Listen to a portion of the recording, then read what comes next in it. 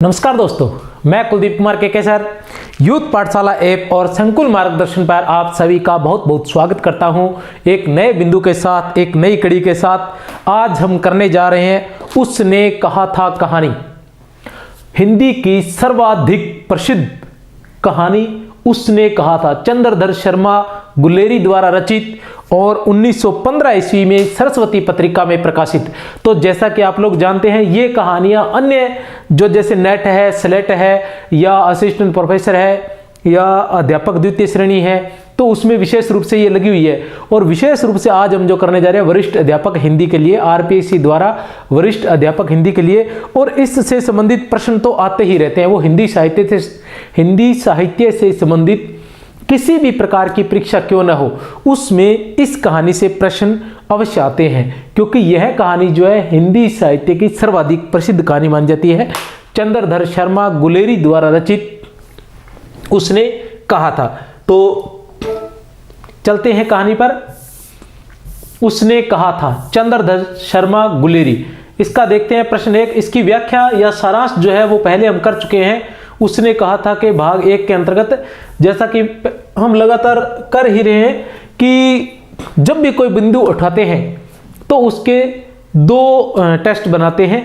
एक में उसका सारांश रहता है या कुछ प्रश्न रहते हैं, या फिर एक में उसकी संक्षिप्त जानकारी और उसके कुछ प्रश्न रहते हैं, या सिर्फ सारांश रहता है, और दूसरा जो रहता है उसमें लगभग प्रश्न रहते हैं। तो आज हम ये दूसरे टेस्ट, उसने कहा था कि दूसरे टेस्ट के अंतर्गत उसके प्रश्न करने जा रहे हैं। तो प्रश्नों के अंतर्गत ये हमारा 27वां या 28वां टेस्ट है लगभग, और उम्मीद है कि हम लोग लगभग 100 टेस्ट करवा देंगे परीक्षा होने से पहले। तो देखते हैं, आप हमारा चैनल ज्वाइन करें और उस पर लगे हुए लाल बटन को सब्सक्राइब करें और लाइक अवश्य करना, बाकी आपकी मर्जी है। उसने कहा था कहानी का प्रकाशन वर्ष है। उसने कहा था कहानी का प्रकाशन वर्ष है। प्रश्न संख्या 1 हमारे सामने है। उत्तर है ए, बै, से या फिर द। आप बता सकते हैं ए, बै, से या फिर द, कौन सा है उत्तर। ज्यादा समय आपका लेंगे नहीं। उत्तर है उसने कहा था कहानी का प्रकाशन वर्ष है से 1915 ईस्वी। 1915 ईस्वी, ठीक है। उसने कहा था कहानी का प्रकाशन वर्ष है 1915 ईस्वी। किस पत्रिका में प्रकाशित हुई थी ये? सरस्वती पत्रिका में प्रकाशित हुई थी। किस पत्रिका में? सरस्वती पत्रिका में 1915 ईस्वी में। किसके द्वारा रचित थी? चंद्रधर शर्मा गुलेरी द्वारा रचित। चंद्रधर शर्मा। प्रश्न संख्या 2 क्या है? प्रश्न संख्या 2, चंद्रधर शर्मा गुलेरी जी ने कुल कितनी कहानियां लिखी थी? 1, 2, 3 कितनी कहानियां लिखी थी? ए, बै, से या फिर द, कितनी कहानियां लिखी थी? आप देख सकते हैं। और किसी भी प्रकार से आपको किसी भी वरिष्ठ अध्यापक से संबंधित फिलहाल, क्योंकि फिलहाल हमारा जो ध्यान है वो पूरी तरह से आरपीएससी द्वारा जारी वरिष्ठ अध्यापक के लिए ही लगा हुआ है, तो उससे संबंधित किसी भी बिंदु पर अगर टेस्ट बनाना है तो आप कमेंट बॉक्स में उस पर लिख सकते हैं। अभी साथियों का आ चुका है कि गद्य विधाओं के से संबंधित, तो गद्य विधाओं पहले उसमें कमेंट आया था उसने कहा था के लिए। तो हमने कबीर ग्रंथावली और बालकांड के बाद जो मीरा पदावली है या भरमर गीत सार है, उन सबको छोड़कर बीच में हमने उसने कहा था कहानी ली है। तो आप अपने कमेंट में अवश्य लिखें कि आपको किसके टेस्ट की आवश्यकता है और किस प्रकार के प्रश्न बनाए जाए। तो हम प्रयास करेंगे कि जैसा आप बोल रहे हैं उसी प्रकार के प्रश्न बनाए जाएंगे। प्रश्नों की संख्या से संबंधित या उसकी स्पीड से संबंधित या हमारे कहने बोलने आदि किसी भी प्रकार के तरीके से संबंधित आपको किसी प्रकार का कोई सुझाव है तो वो सादर आमंत्रित है। आप कमेंट में लिखकर भेज सकते हैं मुझे, और मैं लगातार सारे कमेंट आप सभी के पढ़ता हूं और सभी को लाइक भी करता हूं। चंद्रधर शर्मा गुलेरी जी ने कुल कितनी कहानियां लिखी थी? ए, बै, से या द, तो कितनी कहानियां लिखी थी? कुल 3 कहानियां लिखी थी चंद्रधर शर्मा गुलेरी जी ने। कौन कौन सी थी 3 कहानियां? एक नंबर पर है हमारे पास 1911 ईस्वी सुखमय जीवन। 1911 ईस्वी में सुखमय जीवन। दूसरी थी 1913 ईस्वी में बुद्धू का कांटा। और तीसरी थी 1915 ईस्वी में उसने कहा था। उसने कहा था। तो ये जो दो कहानियां हैं ये किस पत्रिका में प्रकाशित हुई थी? ये तो प्रकाशित हुई थी सरस्वती में। ये दोनों कहानियां, अंतिम जो दोनों कहानियां हैं ये सरस्वती पत्रिका में, और ये हुई थी भारत मित्र पत्र में। ये कहानी सुखमय जीवन इनकी पहली कहानी है जो भारत मित्र में प्रकाशित हुई थी। तो इस तरह से जो चंद्रधर शर्मा गुलेरी है उन्होंने 3 कहानियां लिखी थी, 1911 ईस्वी में, 1913 ईस्वी में और 1915 ईस्वी में। और सुखमय जीवन, बुद्धू का कांटा और उसने कहा था। ठीक है, पहली भारत मित्र में और दूसरी जो दोनों थी वो सरस्वती पत्रिका में। प्रश्न संख्या 3 हमारे सामने है।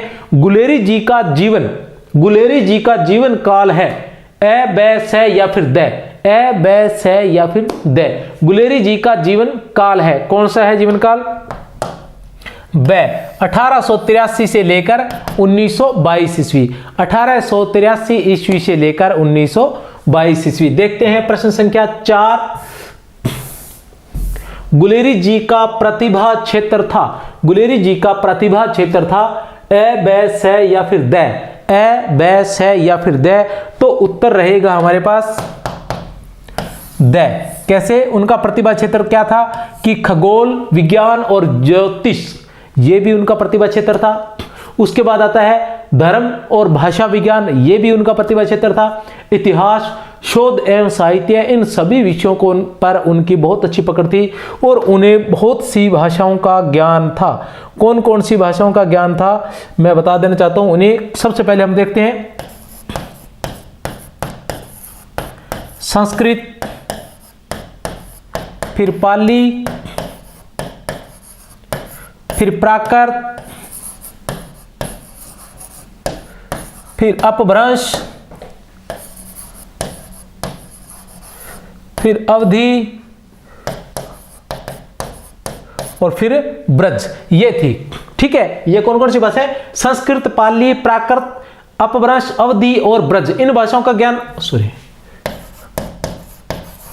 ठीक है, संस्कृत, पाली, प्राकृत, अपभ्रंश, अवधि और ब्रज। इसके अलावा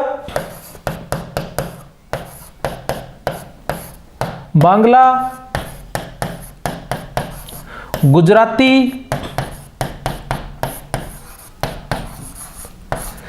राजस्थानी, बांग्ला, गुजराती, राजस्थानी इन और पंजाबी, इनका भी उनको ज्ञान था क्योंकि गुलेरी जी का जन्म जो था वो जयपुर में ही हुआ था। इसके अलावा उन्हें अंग्रेजी,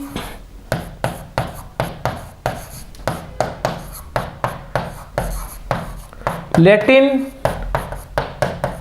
और फ्रेंच का भी ज्ञान था। इतनी सारी भाषाओं का उनको ज्ञान था। कौन कौन सी? सबसे पहले आती है हमारे पास संस्कृत, पाली, प्राकृत, अपभ्रंश। संस्कृत, पाली, प्राकृत, अपभ्रंश, अवधि, ब्रज और अवधि और ब्रज। उसके बाद आता है कौन कौन सी आएगी? उसके बाद आएगा हमारे पास राजस्थानी, पंजाबी, गुजराती, बांग्ला, राजस्थानी, पंजाबी, गुजराती, ये भी। उसके बाद अंग्रेजी, लैटिन और फ्रेंच, इन सभी भाषाओं का चंद्रधर शर्मा को ज्ञान था। फिर आता है प्रश्न संख्या 5। गुलेरी जी रचित निबंध है। गुलेरी जी द्वारा रचित निबंध है। गुलेरी जी द्वारा रचित निबंध है, कौन सा है गुलेरी जी द्वारा रचित निबंध? आप देख सकते हैं ए, बै, से या फिर द। कौन सा है गुलेरी जी द्वारा रचित निबंध? ए, बै, से या फिर द। तो कौन कौन सी है? से। कौन कौन सी है? ए और बै। कछुआ धर्म और मोरेसी मोही कुठाव। कछुआ धर्म और मोरेसी मोही कुठाव गुलेरी जी का निबंध, 2 निबंध लिखे थे इन्होंने। गुलेरी जी ने किस मासिक पत्र का संपादन किया था? गुलेरी जी ने किस मासिक पत्र का संपादन किया था? ए, बै, से या फिर द। ए, बै, से या फिर द। तो किसका किया था? बै का। क्या नाम है जिसका? समालोचक। किसका? समालोचक का। प्रश्न संख्या 7। उसने कहा था कहानी की प्रथम पंक्ति है। उसने कहा था कहानी की प्रथम पंक्ति है। ए, बै, से या फिर द। तो कौन सी है? पढ़ सकते हैं आप। ए बै से या फिर दे, तो कौन सी है? द। बड़े बड़े शहरों के इक्के गाड़ी वालों की जबान के कोड़ों से जिनकी पीठ छिल गई है। बड़े बड़े शहरों के इक्के गाड़ी वालों की जबान के कोड़ों से, सॉरी, उत्तर है द। क्या कहा गया है? शुरुआत में ही इक्के गाड़ी वालों की भाषा का अंतर बताया गया है कि बड़े बड़े शहर वाले जो लोग होते हैं उनकी बातों से, उनके बोलने से पीठ छिल गई है। मतलब वो व्यक्ति आगे जा रहा है, वो पीछे से जा रहे होते हैं, तो वो अपशब्दों का प्रयोग करते हैं।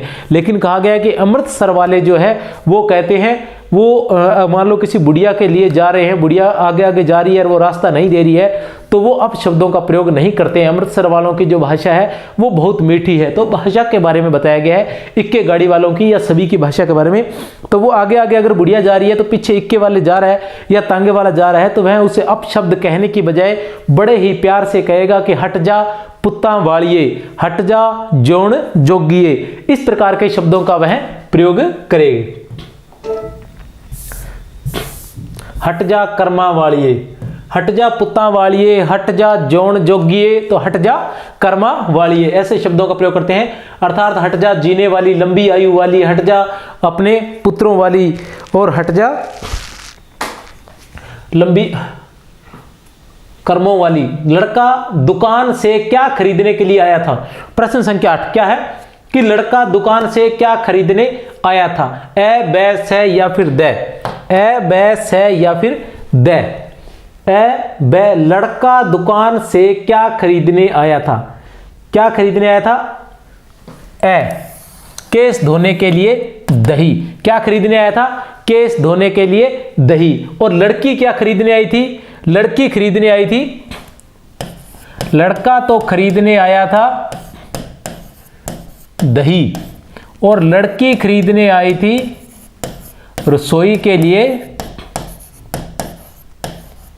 बढ़िया। लड़की क्या खरीदने आई थी? रसोई के लिए बढ़िया। लड़का कहां का था? लड़का था माजे का, और लड़की थी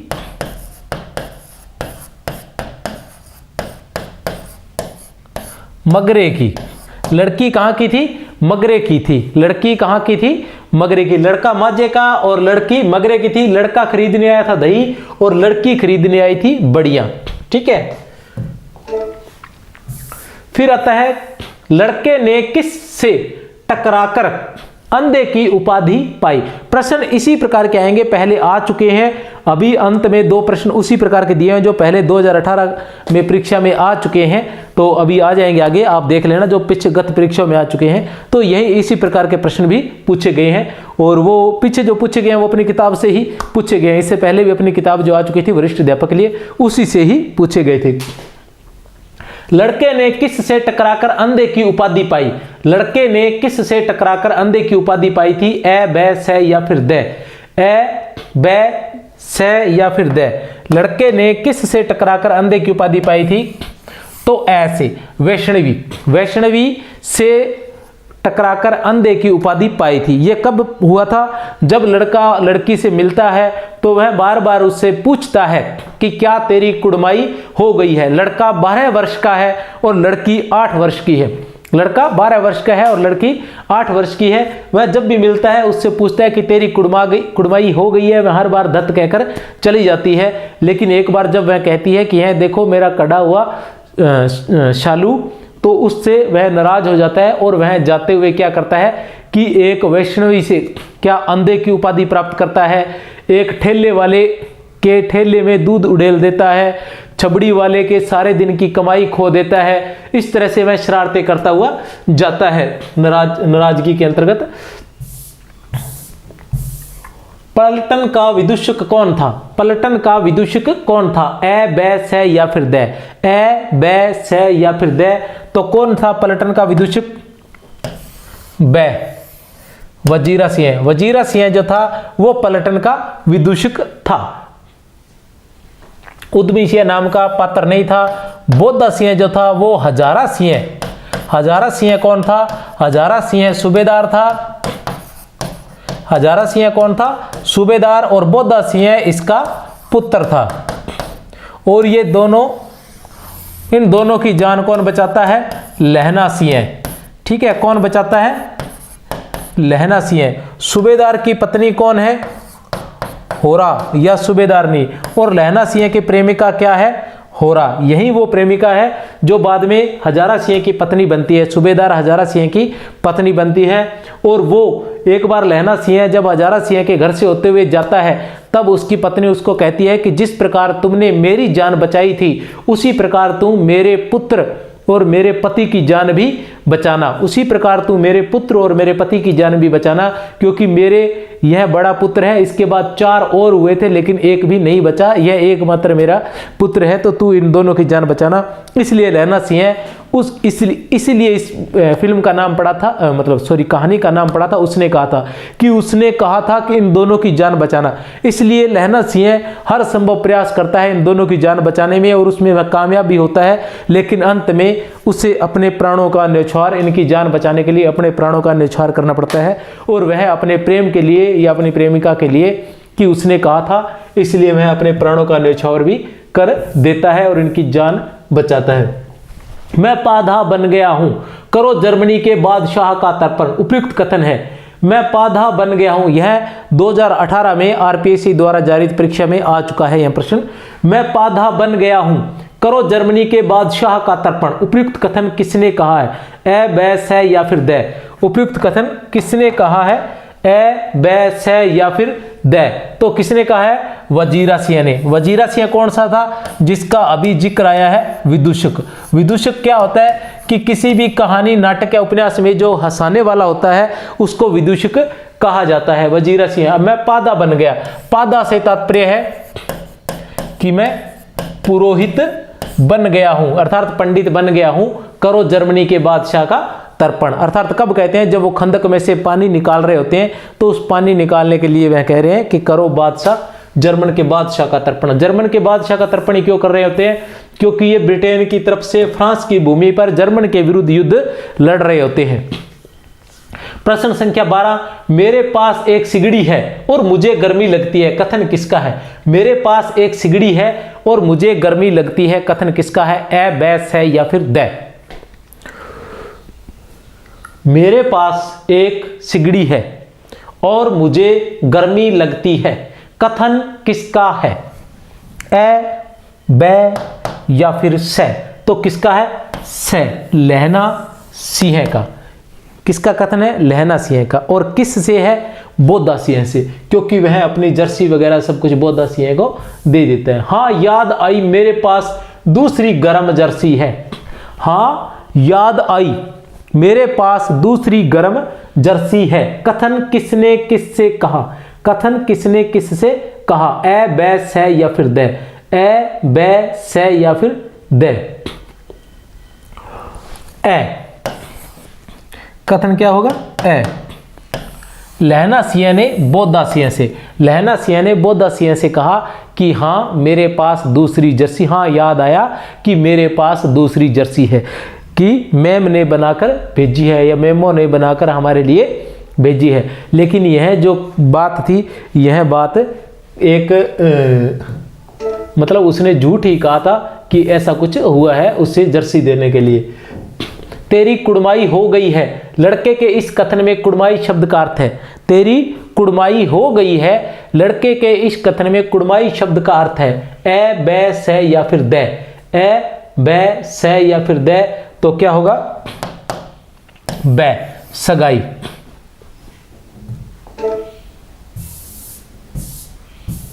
उसने कहा था कहानी को मुख्यतः कितने भागों में विभाजित किया गया है? उसने कहा था कहानी को मुख्यतः कितने भागों में विभाजित किया गया है? ए, बै, से या फिर द। ए, बै, से या फिर द। तो कितने भागों में विभाजित किया गया है? से। 5 भागों में विभाजित किया गया है। कौन कौन से भाग है? पहले भाग में तो सिर्फ लड़के और लड़की के बचपन की कहानी ही दिखाई जाती है।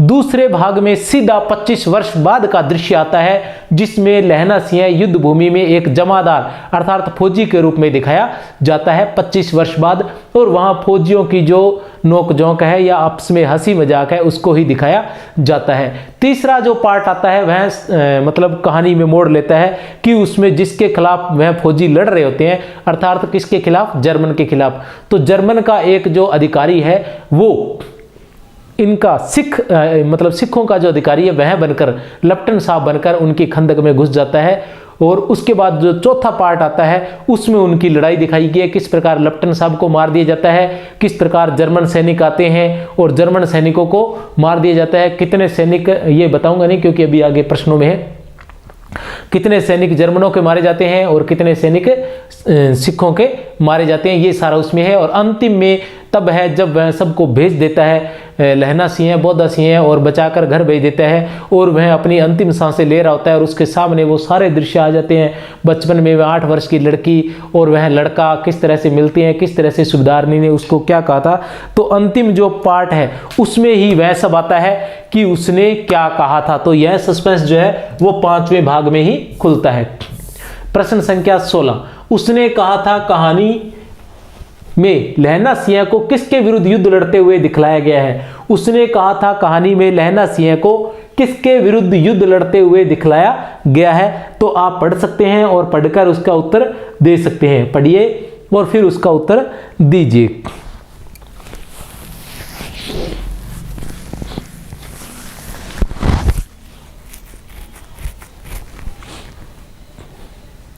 ये लगातार इसके टेस्ट लगातार होंगे, अभी सभी कहानियों का टेस्ट होगा। नेक्स्ट जो टेस्ट रहेगा वो पूस की रात का रहेगा, तो आप उसकी तैयारी भी कर सकते हैं। वैसे तैयारी आप लोगों ने कर रखी होगी तो उसका मूल्यांकन आप कर सकते हैं। ए बैस है या फिर दे, तो उत्तर रहेगा ए में क्या है, ए में क्या है कि ब्रिटिश सरकार की ओर से फ्रांस की युद्ध भूमि पर जर्मनी के विरुद्ध युद्ध लड़ा जा रहा था। किसकी ओर से, ब्रिटिश सरकार की ओर से फ्रांस की युद्ध भूमि पर जर्मनी के विरुद्ध युद्ध लड़ा जा रहा था। सिख रेजिमेंट में था लहना सिंह। लहना सिंह किस रेजिमेंट में था, सिख रेजिमेंट में। प्रश्न संख्या 17 है, लड़ाई के समय चल रही हवा को लेखक ने क्या संज्ञा दी है। लड़ाई के समय चल रही ठंडी हवा को, क्योंकि जहां वो लड़ रहे थे फ्रांस की भूमि को, उसकी भूमि को लखनऊ से 10 गुना अधिक ठंडा बताया गया है और वहां बम 10 गुना अधिक ठंडा बताया गया है। लड़ाई के समय चल रही हवा, लड़ाई के समय चल रही हवा को लेखक ने क्या संज्ञा दी है। ए बैस है या फिर दे, तो कौन सी संज्ञा दी है, बै की। दंत वीणोपदेशाचार्य, दंत वीणोपदेशाचार्य, क्या संज्ञा दी है, दंत वीणोपदेशाचार्य। किसकी भाषा में, किसकी भाषा में, बाण भट्ट की भाषा में। इस शब्द का प्रयोग किसने किया था, बाण भट्ट ने। तो कह रहे हैं, लेखक कहता है कि बाण भट्ट की भाषा में जो हवा चल रही है ठंडी हवा, वो दंत वीणोपदेशाचार्य है। दंत वीणोपदेशाचार्य कि दंत वीणा के समान उपदेश दे रहे हैं।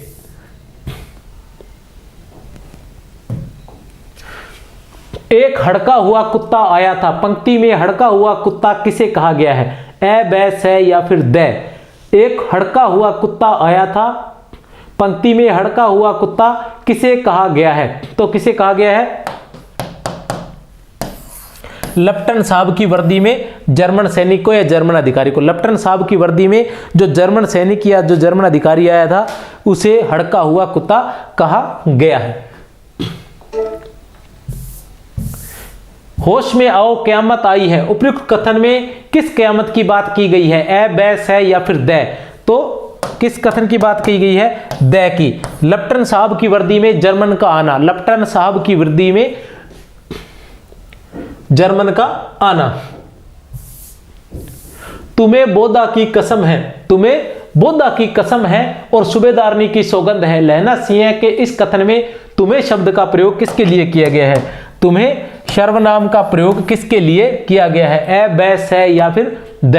ए बैस है या फिर दे, तो किसके लिए, बै के लिए, हजारा सिंह के लिए। सूबेदार हजारा सिंह के लिए, सूबेदारनी के पति और बोधा सिंह के पिता हजारा सिंह के लिए। आप लोग ध्यान रख लेना कि जो 2-4 पात्र है सारांश में उनके बारे में मैं बता चुका हूं, फिर भी ये जो 2-4 पात्र है इनके बारे में जरूर ध्यान रखना, और विशेष रूप से क्या नाम है, हजारा सिंह और वजीरा सिंह के बारे में, हजारा सिंह और वजीरा सिंह के बारे में। तो आपको एक बात बता देना चाहता हूं कि वजीरा सिंह वैसे विदूषक, वजीरा सिंह वैसे विदूषक है, वजीरा सिंह वैसे विदूषक है, तो पीछे बचा हजारा सिंह, तो हजारा सिंह क्या रहा, सूबेदार। क्योंकि जब हम परीक्षा देने जाएंगे तो हमारा दिमाग भरा हुआ होगा, बहुत सारी चीजें हमें याद करनी होगी, तो हो सकता है कहीं दिमाग से न निकल जाए, तो इनका कहीं परिचय आए, संगत असंगत आए, तो आप लोग याद रख लेना कि हजारा सिंह और वजीरा सिंह, हजारा सिंह और वजीरा सिंह में अंतर है। वजीरा सिंह को आप कैसे याद रखोगे कि वैसे वजीरा सिंह और वैसे विदूषक, वैसे वजीरा सिंह और वैसे विदूषक, तो आप भूलोगे नहीं। उसने कहा था कहानी के नायक कौन है, उसने कहा था कहानी का नायक कौन है, उसने कहा था कहानी का नायक कौन है, ए, बै, से या फिर दे, तो कौन है इतना समय मैं नहीं दूंगा। ए, लहना सिंह जो है वो इस कहानी का नायक है। प्रश्न संख्या 22, मृत्यु के कुछ पल पहले स्मृति बहुत साफ हो जाती है, प्रस्तुत पंक्ति किस कहानी से ली गई है। मृत्यु के पहले, मृत्यु के कुछ पहले स्मृति बहुत साफ हो जाती है, प्रस्तुत पंक्ति किस कहानी से ली गई है, ए, बैस है या फिर दे।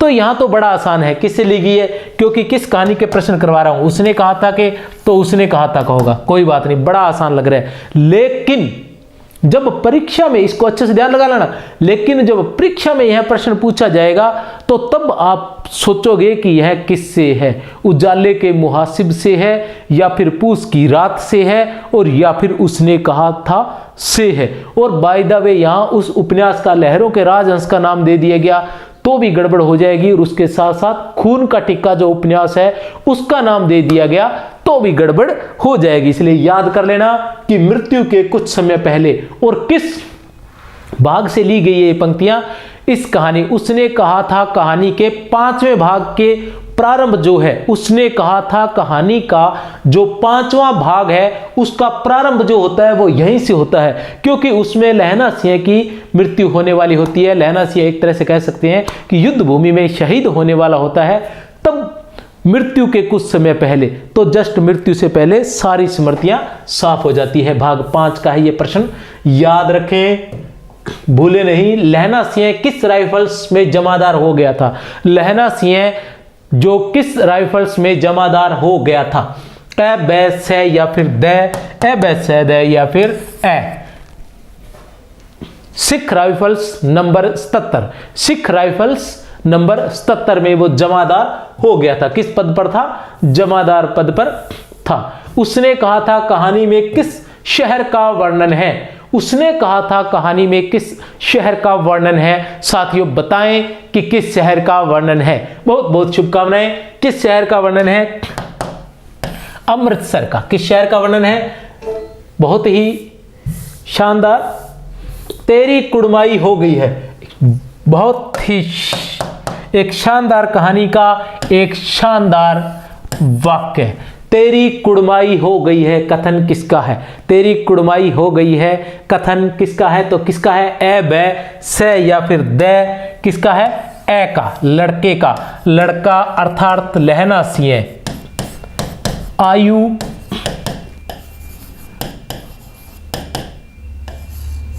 12 वर्ष, जिस समय की बात है आयु है 12 वर्ष। किससे कहा जाता है, इस लड़की से कहा जाता है। इस लड़की का नाम हो रहा है, आयु है 8 वर्ष। आयु कितनी है, 8 वर्ष है।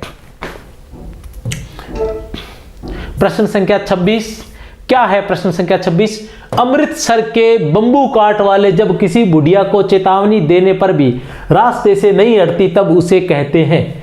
अमृतसर के प्रश्न संख्या 26, अमृतसर के बंबू काट वाले जब किसी बुढ़िया को चेतावनी देने पर भी रास्ते से नहीं हटती तब उसे कहते हैं। क्या कहते हैं, देखते हैं क्या कहते हैं। हट जा जीर्ण जोगिए, हट जा जीणे जोगिए, हट जा कर्मा वालिए, हट जा जीर्ण जोगिए, हट जा कर्मा वालिए, हट जा पुत्ता प्यारिए, बच जा उमरा वालिए। क्या कहते हैं? हट जा जीणे जोगिए, हट जा कर्मा वालिए, हट जा पुत्ता प्यारिए, बच जा उमरा वालिए। तो क्या कहते हैं? उपयुक्त सभी, उपयुक्त सभी। ये सारे वाक्य जो है वो क्या कहते हैं? बंबू काट वाले, इक्के वाले, तांगे वाले।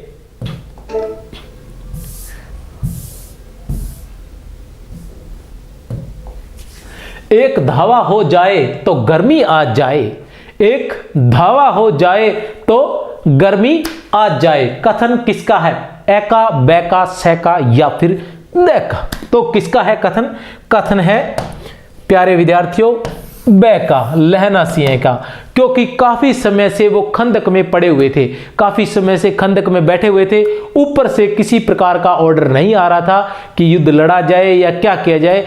तो अंदर बैठे बैठे वहां जो जाड़ा था, वहां जो सर्दी थी वो बहुत अधिक थी, उसके कारण शरीर जो था वो अकड़ गया था और लगातार उसमें पानी भी आ रहा था। पानी के अंदर लगातार रहना बड़ा ही मुश्किल हो रहा था, शरीर पूरी तरह से जकड़ रहा था और सर्दी बहुत अधिक लग रही थी। इसलिए लहना सिंह कहते हैं कि एक क्या हो जाए? धावा हो जाए तो थोड़ा शरीर में गर्मी आ जाए। क्योंकि क्या कहते हैं कि घोड़ा फेरे बिना और सिपाही लड़े बिना, घोड़ा फेरे बिना और सिपाही लड़े बिना क्या हो जाता है? अगले प्रश्न में देखेंगे उत्तर इसका। ठीक है, वो कहानी उसने कहा था मैं, जब लड़की ने कहा कि हाँ हो गई कुड़माई, तब लड़के ने रास्ते में क्या क्या किया। बहुत ही महत्वपूर्ण है, बड़ा ही प्यारा सा प्रेम है। छोटा सा लड़का है और छोटी सी लड़की है और प्रेम हो जाता है उनमें। और फिर वह बालक क्या करता है आप देख सकते हैं, जब उसे यह लगता है कि लड़की की कुड़माई हो गई है, वो अब उसे कभी नहीं मिलने वाली है, तो क्या करता है लड़का? हम देख सकते हैं एक लड़के को भोरी में ढकेल देता है, एक लड़के को भोरी में ढकेल देता है और कुत्ते को पत्थर मारता है। ये दो काम। तीसरा काम क्या करता है? छाबड़ी वाले की दिन भर की कमाई खो देता है, छाबड़ी वाले की दिन भर की कमाई खो देता है और गोभी वाले के ठेले में दूध उड़ेल देता है और वैष्णवी से टकराकर अंधे की उपाधि पाता है। जैसे ही वह अपनी धुन में चलता जाता है और वैष्णवी से टकराता है तो वैष्णवी उसे अंधा कहकर पुकारती है, अर्थात वह वैष्णवी से अंधे की उपाधि पाता है। उपयुक्त सभी कार्य लहना सिंह द्वारा किए जाते हैं जब लड़की कह देती है कि हाँ हो गई है। ठीक है, तुम राजा हो मेरे मुल्क को बचाने आए हो, तुम राजा हो मेरे मुल्क को बचाने आए हो। ऐसा कौन कहता है? ए, बै, से या फिर दे? कौन कहता है ऐसा? ऐसा कहता है ए, फिरंगी मैम। फिरंगी मैम इन्हीं में से, लहना सिंह में से और उनमें से किसी एक का कथन है। क्योंकि लगातार आते रहते हैं तो ये थोड़ा सा कुछ कथन ऐसे हैं जिनमें यह ध्यान लगाना मुश्किल हो जाता है। कहानी को जितनी बार मर्जी पढ़ लीजिए कि कथन किसका है। तो ऐसी स्थिति में तो ये उन्हीं में से एक कहता है कि फिरंगी मैम ऐसा कहती है। क्या कहती है? कि तुम राजा हो मेरे मुल्क को बचाने आए हो, तुम राजा हो मेरे मुल्क को बचाने आए हो। ऐसा कहकर वह मुंह में सिगार भी लगाती है हमारे, लेकिन वह नहीं जानती कि सिख जो होते हैं वो कभी सिगार नहीं पीते हैं। बिना फेरे घोड़ा बिगड़ता है, यह आ गया इसलिए मैंने बोला नहीं था। बिना फेरे घोड़ा बिगड़ता है और बिना लड़े कौन? बिना फेरे घोड़ा बिगड़ता है और बिना लड़े ए, बै, से, दे। कौन बिगड़ता है बिना लड़े? सिपाही, पत्नी, मित्र या फिर सूबेदार? कौन बिगड़ता है बिना लड़े? बिना लड़े बिगड़ता है सिपाही। अपनी बाड़ी के खरबूजों में पानी दो, ऐसा खाद का पानी पंजाब भर में नहीं मिलेगा। अपनी बाड़ी के खरबूजों में पानी दो, ऐसा खाद का पानी पंजाब भर में नहीं मिलेगा। का किसका है? ए, बै, से या फिर दे? ए, बै, से या फिर दे? तो यह कथन जो है लहना सिंह ने वजीरा सिंह से कहा था। किसने? लहना सिंह ने वजीरा सिंह से कहा था। क्या कहा था? कि अपनी बाड़ी के खरबूजों में पानी दो, ऐसा खाद का पानी पंजाब भर में नहीं मिलेगा। वजीरा सिंह वैसे वजीरा सिंह वैसे विदूषक, वैसे वजीरा सिंह वैसे विदूषक। हाँ देश क्या है? स्वर्ग है। हाँ, देश क्या है? स्वर्ग है। यहां किस देश की बात की जा रही है? ए, बै, से या फिर दे? ए, बै, से या फिर से? तो किस देश की बात की जा रही है? यहां बात की जा रही है फ्रांस की। और किसका कथन है ये? यह कथन है लहना सिंह का, जमादार लहना सिंह का। युद्ध के समय उसकी आयु लगभग 37 वर्ष हो चुकी थी, क्योंकि जब वह छोटा है तब उसकी आयु 12 वर्ष दिखाई गई है। जब वह बड़ा हो जाता है तो ऐसा कहा जाता है कि 25 वर्ष बाद 12 और 25 37। देखते हैं प्रश्न संख्या 33 क्या कहता है? क्या कहता है? लहना सिंह बोधा सिंह के लिए क्या करता है?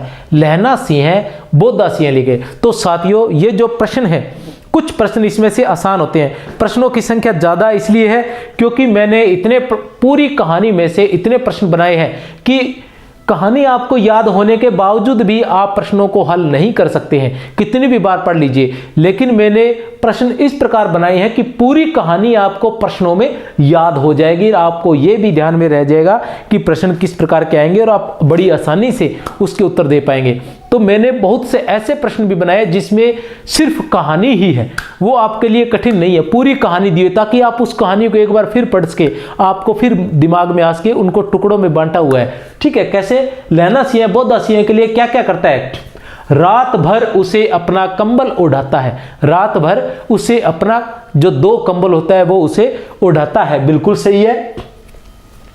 उसके पहरे पर स्वयं पहरा देता है, यह भी बिल्कुल सही है। उसके पहरे पर स्वयं पहरा देता है, उसको सूखे तख्त पर सुलाता है और खुद गीली जगह सोता है। अपने दोनों कंबल उसे दे देता है ओढ़ने के लिए। अपनी जो कोट होता है वह उसे दे देता है। अपनी जर्सी जो होती है वह भी उसे दे देता है। वह उसे अपने सूखे लकड़ी के तख्तों पर सुलाता था। यह सारे कार्य वह करता है क्योंकि बोधा सिंह जो था वह होरा का पुत्र था और होरा ने उससे कहा था, उसने कहा था, क्या कहा था कि जिस प्रकार एक बार तूने मेरी जान बचाई थी जब घोड़ा बिगड़ गया था, तांगे वाले का घोड़ा बिगड़ गया था, दूध वाले की दुकान पर तांगे वाले का घोड़ा जब बिगड़ गया था और तुमने मेरी जान बचाई थी, तुमने किस तरह से अपनी जान पर खेलकर मुझे उठाकर बेंच पर खड़ा कर दिया था और स्वयं घोड़े की लातों में चले गए थे, उसी तरह मेरे पुत्र बोधा सिंह की और मेरे पति हजारा सिंह की भी जान तुम बचाना। और उसने कहा था तो फिर इसने तो करना ही था। किसने मुल्ला जी की दाढ़ी मूंडकर उसे गांव से बाहर निकाल कर कहा था कि जो मेरे गांव में अब पैर रखा तो? किसने मुल्ला जी की दाढ़ी मूंडकर उसे गांव से, मुल्ला जी की दाढ़ी मूंडकर उसे गांव से बाहर निकाल कर कहा था कि जो मेरे गांव में अब पैर रखा तो? ए, बैस है या फिर दै? तो किसने काम किया था? यह लहना सिंह ने। लहना सिंह ने यह कहानी कब की है? यह कहानी तब की है जब लहना सिंह उस फर्जी लेफ्टिनेंट साहब को बेहोश कर देता है। वह बेहोश पड़ा है और तब वह उसे समझाता है कि मैं माजे का हूं और माजे वाले इतनी आसानी से मूर्ख बनाए नहीं जा सकते। तब वह उसे समझाता है कि एक बार किस प्रकार जो तुर्की है मौलवी जो है वो हमारे गांव में आया था और किस प्रकार जर्मनों के बारे में वहां अफवाहें फैलाता था और किस प्रकार वो कहता था कि जर्मनों का यहाँ पर अधिकार हो जाएगा। जर्मन वेद पढ़े हुए हैं, वेद पढ़कर वो विमान चलाना सीख गए हैं और जल्दी ही यहाँ पर दूसरी सरकार आने वाली है, जो भी पैसा तुम्हारा जमा किया हुआ है उसे निकाल लीजिए। इस तरह की बातें मैं करता था। औरतों को बच्चा होने की दवा दिया करता था और बच्चों को भी ठीक होने की दवा दिया करता था। तो ऐसे पखंडी को मैंने दाढ़ी मोड़कर वहां से गांव से निकाल दिया था, ठीक है। तो ये सारा वाक्य जो है वो लेफ्टिनेंट साहब के पास का है। फिर आता है लड़ाई में कितने जर्मन सैनिक घायल हुए थे और मारे गए? लड़ाई में कितने जर्मन सैनिक घायल हुए और मारे गए? ए, बै, से या फिर दै? ए, बै, से या फिर दै? कितने जर्मन सैनिक? ए, बै, से या फिर दै? तो कितने 63। कितने जर्मन सैनिक आए थे? 70 जर्मन सैनिक आए थे। कितने जर्मन सैनिक आए थे? 70 आए थे, जिनमें से 63 जर्मन सैनिक सिखों द्वारा रगड़ दिए गए थे। कितने रगड़ दिए गए थे? 63। लहना सिंह को जर्मनों से लड़ते समय गोली कहां लगी? लहना सिंह को जर्मनों से लड़ते समय गोली कहां लगी? ए, बै, से या फिर दै? तो कहां लगी थी? दै, पसली में। लहना सिंह को 2 जगह गोली लगी थी, एक जांग में और एक पसली में। एक जांग में और एक पसली में। पसली में कहां लगी थी? जर्मनों से लड़ते हुए। जर्मनों से लड़ते हुए कहां गोली लगी थी? पसली में। और जांग में गोली कब लगी थी? जांग में लगी थी। किसने मारी थी? लप्टन साहब ने, जो जर्मन अधिकारी था उसने। कैसे हुआ था कि वह उससे बात कर रहा था, ऐसे देखते देखते जैसे ही उसको होश आया जर्मन अधिकारी को, तो उसने अपनी जेब में हाथ डाला। लहना सिंह ने सोचा कि सर्दी अधिक है, इसलिए सर्दी से बचने के लिए यह जेब में हाथ डाल रहा है, लेकिन जेब में उसके पास पिस्तौल होती है और वह उस पिस्तौल से गोली चला देता है और लहना सिंह की जांग में वह गोली लगती है। और उसी वक्त लहना सिंह की जो बंदूक होती है, जिसका नाम मार्टिन हेंगरी, ऐसा कुछ नाम है, शायद मार्टिन नाम है, उस बंदूक से वह 2 गोलियां मारता है और वहीं पर उस लप्टन साहब को ढेर कर देता है। प्रश्न संख्या 37। अब आप गाड़ी पर चढ़ जाओ, मैंने जो कहा वह लिख देना। अब आप गाड़ी पर चढ़ जाओ, मैंने जो कहा वह लिख देना और कह भी देना। लहना सिंह ने सूबेदार को किसे लिखने और कहने को कहा? एक बार पुनः, अब आप गाड़ी पर चढ़ जाओ। अब आप गाड़ी पर चढ़ जाओ, मैंने जो कहा वह लिख देना और कह भी देना। ठीक है, लहना सिंह ने सूबेदार को किसे लिखने और कहने को कहा? किसे? ए, बै, से या फिर दै? तो किसे? बै को, सूबेदार ने को। क्यों? क्या हुआ था कि अंतिम समय था, लड़ाई हो चुकी थी और जो घायल थे उनको उठाने के लिए 4 गाड़ियां आ चुकी थी, जिनमें से 2 गाड़ियां तो डॉक्टर की थी और 2 गाड़ियां जो थी वो घायलों के लिए थी, जिनमें से एक में मरे हुए लोगों को डाला गया था और दूसरी में घायलों को बिठाया गया था। तो स्थिति ये थी कि गाड़ी में जगह नहीं थी घायलों को ले जाने के लिए, तो या तो लहना सिंह जा सकते थे या बोधा सिंह, या उनमें से कोई एक जा सकता था। उन दोनों में मित्रता थी, मतलब और सैनिक तो और भी बहुत सारे थे। तो जो सूबेदार है वो ये कहते हैं कि नहीं, तुम चले जाओ, तुम्हें गोली लगी हुई है। लेकिन लहना सिंह को उसकी कही हुई बात याद थी, इसलिए वह सूबेदार को भेजना चाहता था, क्योंकि सूबेदार के भी कंधे में गोली लगी हुई थी। इसलिए वह सूबेदार को भेजता है और कहता है कि तुम्हें, अब आप गाड़ी पर चढ़ जाओ, मैंने जो कहा वह लिख देना और कह भी देना। मैंने जो कहा, मतलब वो कहते हैं कि मैंने जो कहा वह लिख भी देना, लिख देना कि उसने कहा था, ठीक है ना, और मैंने वह कर दिया है। लहना सिंह 7 दिन की छुट्टी लेकर किस काम के लिए अपने घर आया था? लहना सिंह 7 दिन की छुट्टी लेकर, बीच में लहना सिंह एक बार 7 दिन की छुट्टी लेकर घर आता है और तब उसके बाद एक पत्र आता है कि युद्ध प्रारंभ हो गया है, इसलिए आप पुनः मतलब ड्यूटी पर आपको आना होगा। तब सूबेदार ने उनको बताया कि इधर से एक जो सूबेदार का घर है वो रास्ते में पड़ता है, तो आप इधर से होते हुए आ सकते हैं। अपनी बीमार मां से मिलने, जमीन के मुकदमे की पैरवी करने, अपने पुत्र के जन्म आदि पर। किस लिए? अपनी बीमार मां से मिलने, जमीन के मुकदमे की पैरवी करने। तो उत्तर है बै, जमीन के मुकदमे की पैरवी करने के लिए। किस लिए आया था? जमीन के मुकदमे की पैरवी करने के लिए। अच्छा, वो कहानी बीच में रह गई। कहानी ये थी कि जो लहना सिंह है वो अपने जमीन के मुकदमे की पैरवी करने के लिए घर आता है। घर आता है तो उसे पीछे से आदेश आता है कि युद्ध प्रारंभ हो गया है, इसलिए आपको पुनः ड्यूटी ज्वाइन करनी होगी। तो वह जब आता है तो बीच में सूबेदार सिंह का पत्र मिलता है कि क्योंकि सूबेदार सिंह का घर भी रास्ते में ही पड़ता है, तो वह बोलता है कि आप मेरे घर पर आ जाना, अपने यहाँ से साथ चल पड़ेंगे। आगे की कहानी आगे बताऊंगा, क्योंकि हो सकता है इससे संबंधित आगे प्रश्न आ जाए। ठीक है। लहना सिंह उस 8 वर्ष की लड़की से दोबारा फिर कितने वर्ष बाद मिलता है? लहना सिंह उस 8 वर्ष की लड़की से दोबारा फिर कितने वर्ष बाद मिलता है? ए, बै, से या फिर दे, तो कितने वर्ष बाद? 25 वर्ष बाद। आगे प्रश्न आएंगे तो देखी जाएगी, मैं तो कहानी बताऊंगा। ठीक है, क्या बताऊंगा कि अब वह जब मिलता है तब क्या होता है? तब यह होता है सूबेदार के घर वह पहुंच जाता है और सूबेदार उससे कहते हैं कि सूबेदारनी तुझे जानती है। अब लहना सिंह के समझ में नहीं आता कि सूबेदारनी आखिर उसे क्यों जानती है, क्योंकि उनके जो क्वार्टर थे वो कभी पास पास नहीं थे। सूबेदार का क्वार्टर अलग था क्योंकि वह बड़ी पोस्ट पर था, और लहना सिंह का क्वार्टर जो था वो अलग था, तो वह कभी पास तो रहे नहीं। तो फिर सूबेदारनी लहना सिंह को कैसे जानती है? सूबेदार उससे कहते हैं कि जाओ और सूबेदारनी से मिल आओ, वह तुमसे मिलना चाहती है, वह तुम्हें जानती है। लहना सिंह जाता है और जाकर जैसे ही सूबेदारनी को देखता है तो वह हक्का बक्का रह जाता है, उसके मुंह से एक शब्द भी नहीं निकल पाता और जो पुरानी स्मृतियां हैं वो दिमाग में चलने लगती है। तो वह देखकर हैरान होता है कि वह जो सूबेदारनी होती है वह वही हो रहा होती है 8 वर्ष की, जिसे वह आज 25 वर्ष बाद मिला था। कितने वर्षों बाद? 25 वर्षों बाद आज उससे मिला था।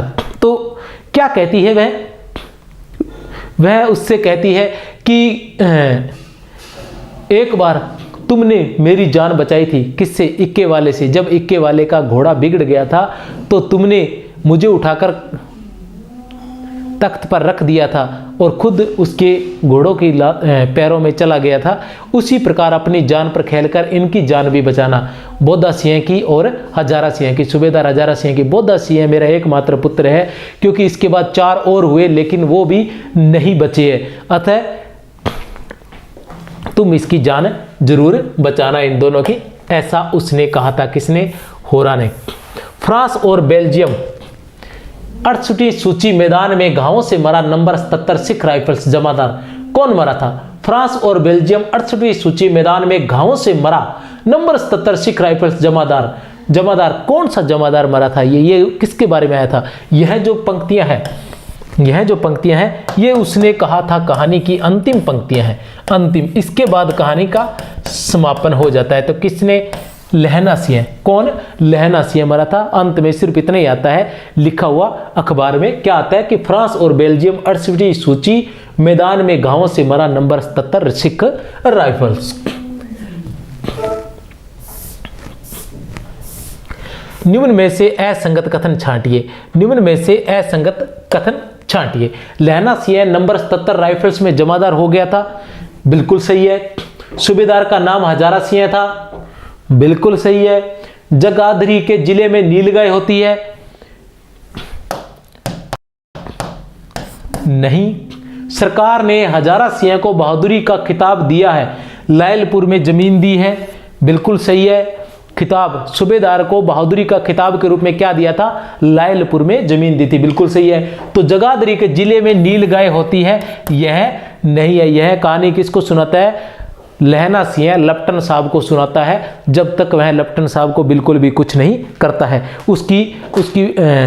उसके बारे में जानने के लिए कि वास्तव में जो लप्टन साहब है वो लप्टन साहब ही है या कोई और जर्मन सैनिक कहीं बनकर लप्टन साहब आया है, यह जानने के लिए सुनाता है। तो जगाधरी जो जिला है वहां पर न तो नीलगाय होती है और न नीलगाय के लंबे लंबे सींग होते हैं।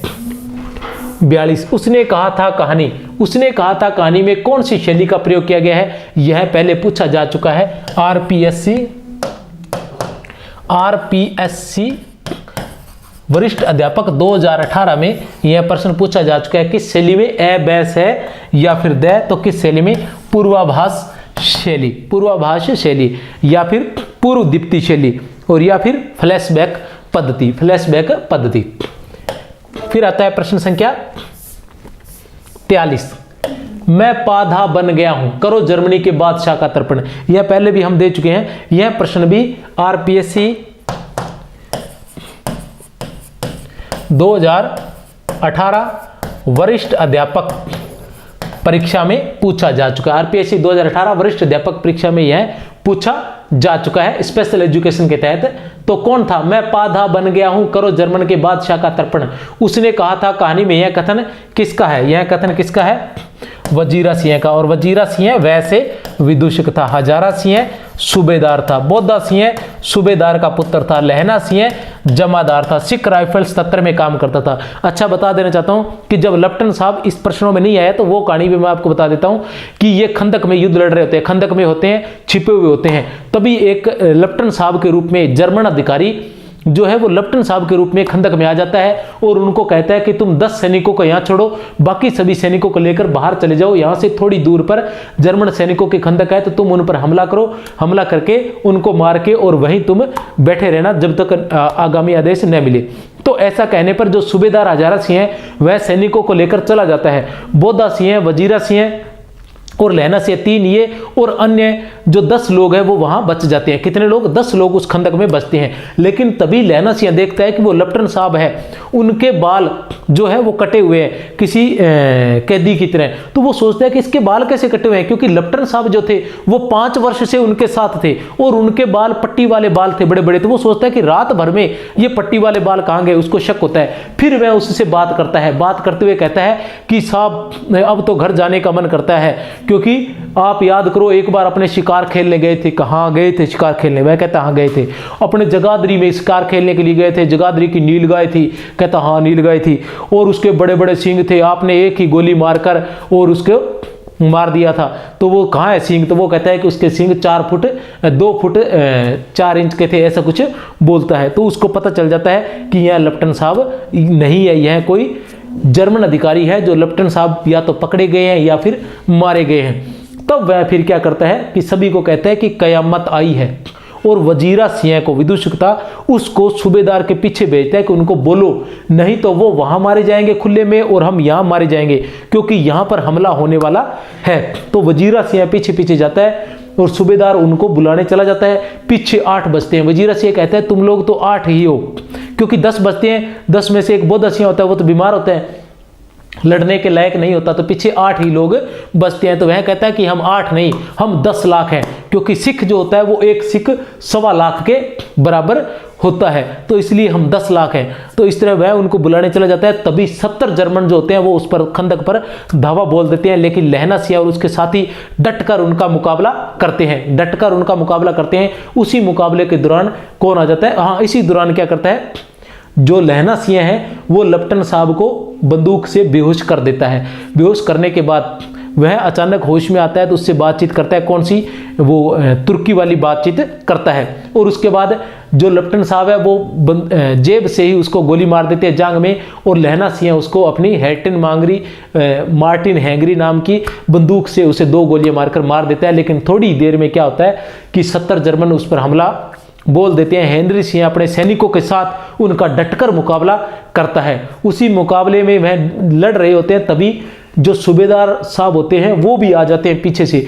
तो दोनों पार्टों में जो जर्मन सैनिक होते हैं वो फंस जाते हैं, पीछे से भी गोलियां चलने लगती है और आगे से गोलियां चल ही रही होती हैं। तो इस युद्ध में क्या होता है कि जर्मन 70 सैनिक आते हैं, जिसमें से 63 सैनिक मारे जाते हैं, और इस लड़ाई में सिखों के भी 15 जो सिख हैं वो शहीद हो जाते हैं। तो और लहना सिंह के पसली में गोली लगती है, जिसके कारण अंत में उसको मृत्यु प्राप्त होती है। और जो क्या नाम उसका सूबेदार है हजारा सिंह, उनके कंधे में गोली लगती है। तो साथियों, बहुत बहुत शुभकामनाएं, और मुझे लगा आपको अच्छा लगा होगा। अगर अच्छा लगा है तो शेयर अवश्य कीजिए, लाल बटन लगा हुआ है उससे सब्सक्राइब कर लीजिए। जय हिंद, जय भारत, बहुत बहुत शुभकामनाएं।